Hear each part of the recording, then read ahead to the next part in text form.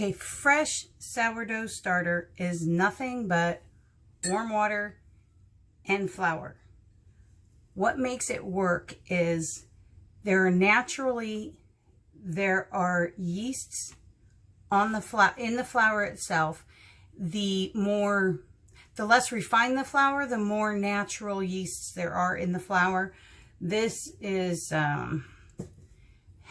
roughly half all-purpose with some flaked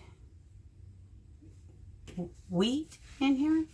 I can't remember that I ground, but anyway, and what you're doing is you're creating an environment that is basically fermenting the flour. So I have in my cup half a cup of warm water, and here's half a cup of flour. Mix it up.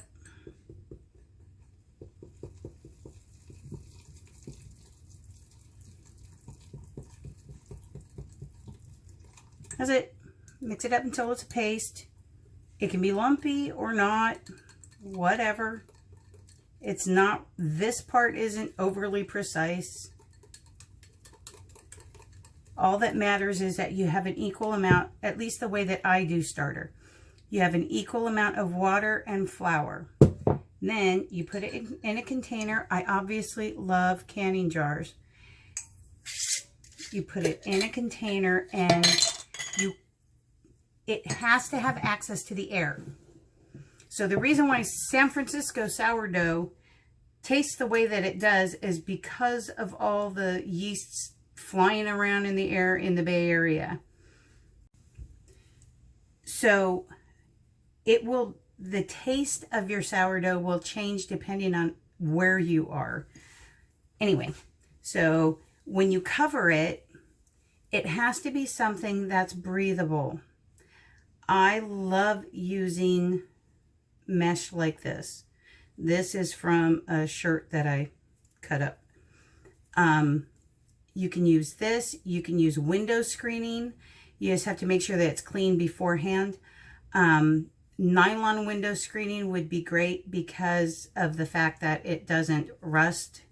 Because there will be moisture, but you need the air so that you can get the natural yeasts that are in your environment to help your sourdough starter grow. So we will put this in the jar.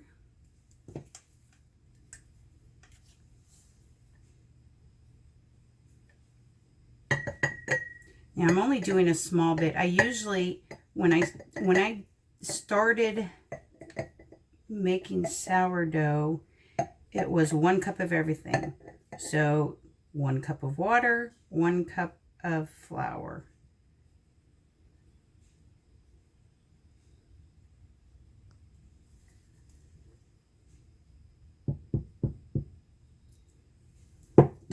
Okay, so cover it, put the ring on it. Oops.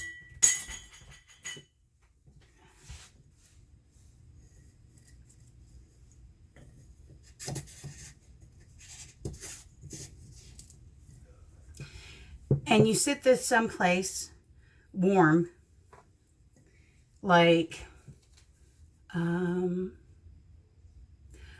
it was summer and we were running the air conditioner, a good place for me was on top of the water heater. Just make sure that there's nothing flammable here. Or on top of the coffee maker, or if you have a gas stovetop and it has a pilot light going all the time, there is a great place. You could even put it in the oven and then turn the pilot light on, but you need to crack the oven door open so that it has airflow. But you leave it like this. We'll look at it. See, that's what it looks like now. we'll look at it again in 12 hours, and then I'll do 24 hours just so you can see what it's doing. Okay, so it's been 24 hours since I started this, and this is what it looks like. It looks like bread. And it smells sour. So what you do now is the more feedings it gets, the more sour it will get. And one of the things to keep in mind is when sourdough was first, developed, most of the places that it was used in were heated by wood. So it was really, really warm all the time. Our houses just aren't that way anymore. I mean, unless you are baking an awful lot, our houses just don't remain as warm as they did when people were using fireplaces all the time, wood stoves, things like that. So the amount of time that it takes for it to get like this, it could be 12 hours. If it's really warm, it could be, this is 24, and I think this is the maximum that this one should go, just because of how bubbly it is. I mean, I'm moving it and you can hear the bubbles popping. So technically you could take all of this, throw it into a bowl and make some bread. But I wouldn't do that, because then you have to start all the process all over again, mixing it, waiting the 24 hours and all that.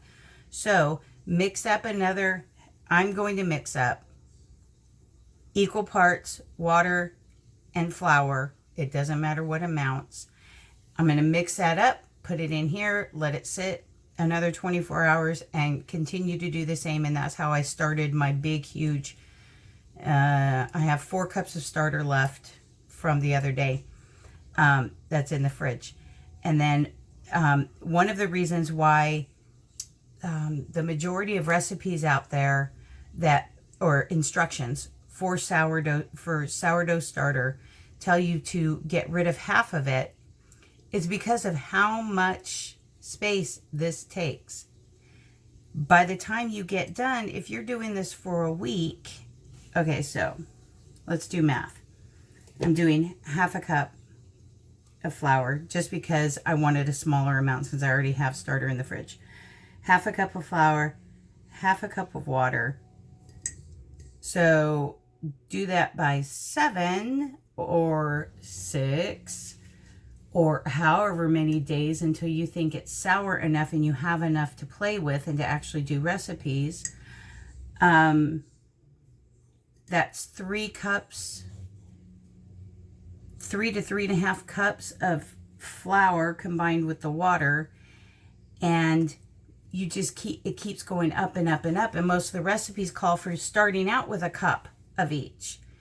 So you end up with this massive amount of sourdough starter, and most people are sitting there going, well, my container's not big enough. And that's when they tell you to throw out half the starter, replace it. It's not because of the chemical reactions or anything like that. It's because you don't have enough room. The way to solve that is to find recipes, either larger containers so you can have more sourdough starter to use in recipes, or there are a lot of recipes on King Arthur Flour's website for the extra sourdough starter that you would typically throw out. You can make pancakes, biscuits. There's a ton. Cakes. Yeah, there was a really good chocolate cake one on there. But you can make other things with the sourdough starter. The problem is that when you use the discarded starter, it's not active anymore. So you have to use like baking flour, baking powder, things like that, leavening agent, to make those other recipes. You can't just throw everything into a cake pan and hope that it rises on its own because of the sourdough starter. So anyway, so that's what I'm going to do is I'm going to mix this up and I'm going to continue on. And I'm not going to film the rest of that because it's monotonous. It's repeat, you know. And I would highly suggest going to the King Arthur Flour website and getting some recipes for how to make just basic bread. And it doesn't have to be artisanal with the spraying of the water and you have to cook it on stones and it has to be this big round thing. You can throw the bread in a loaf pan and just cook bread. It doesn't have to be anything fancy. So have fun. And the next part of my video will show you how I deal with my starter that has been in the refrigerator for 3+ years with me completely ignoring it. Thank you. So I read an article about sourdough starter, and one woman said that sourdough starter that has been refrigerated for an extremely long time is basically just dead. And so you are only, when you refresh it, you are only adding flavor, but you're basically starting from scratch all over again. So my experiment is, this is my starter directly out of the refrigerator. Those are air pockets. It has been sitting in there for probably about 3 or 4 years, completely untouched. And I'm going to stir it up. I'm going to let it sit. I'm going to use, instead of some mesh or something, I'm going to use a sprouting lid on the top. And I'm going to let it sit once I stir it and see if there's any activity left in it. So today is day 3 on my experiment of just taking the 3 or 4-year-old sourdough starter out of the fridge and letting it sit to see if it's alive. And I think that woman, that chef, was right. Really old starter, I think, is just, there might be some enzymes and things like that in here that help boost fresh sourdough when you add it to it, but look, I mean, it's not doing anything. So that's amazing. Anyway, today I will I will take it out of the jar, add some flour and water to it, and get it going again. At least the smell of this, because this is a combination of, I started out with all-purpose flour, and then I added, like toward the 3rd or 4th feeding, I added some rye flour, and it smelled really sour, especially when I just took it out of the fridge, 3 days ago. It smelled really, really sour, and now it's weird. It smells like melted salted butter. It's the strangest thing. The smell has gotten sweeter over the course of the 3 days. But that's shocking. So once again, her hypothesis was, if you had old starter in the fridge and you hadn't fed it in a while, you're basically starting, when you feed it, you're basically starting fresh, like it's a brand new starter. And I think that's right, except this has a lot of, this will add a lot more flavor to a fresh starter. It's going to automatically become more sour because of what has already been done to this starter. But yeah, I'm going to stop ignoring my starter that's in the fridge. I just added to my really, really loose starter 2 cups of warm water and 2 cups of my sprouted grain flour. And I'll mix this up and I'll show you what it looks like. And then we'll start the initial fermentation. I ended up adding 3 cups of flour because I didn't like how loose it was. It was really runny, like more runny than pancake batter. So I added 3 cups of flour, 2 cups of water, and I'll let this sit for 12 hours and then we'll see how it is. And what I'll do is I'll just cover it with a towel and keep it in a warm spot. And then we'll go from there. Look at that. It only took 24 hours. Yeah, I know. For me to revive my 3 to 4 year old sourdough starter that I ignored in the fridge. The first 12 hours, I'm pretty sure it was just too cold in my house. So I fed it, put another cup of water and a cup of flour, mixed it up. And this time I set it pretty much on top of my floor heater, you know, to the side a little bit. So it would be a lot warmer than what it was in my house. It obviously raised quite a bit over the 12 hours since I started it last night. So right now I'm going to take about half of this and put it back in the fridge in a jar. I'm not sure what size jar. I do have 1/2 gallons. Anyway, put half of it back in the fridge and then feed it weekly so that I don't have to go through this every time, you know, I want to make something with it.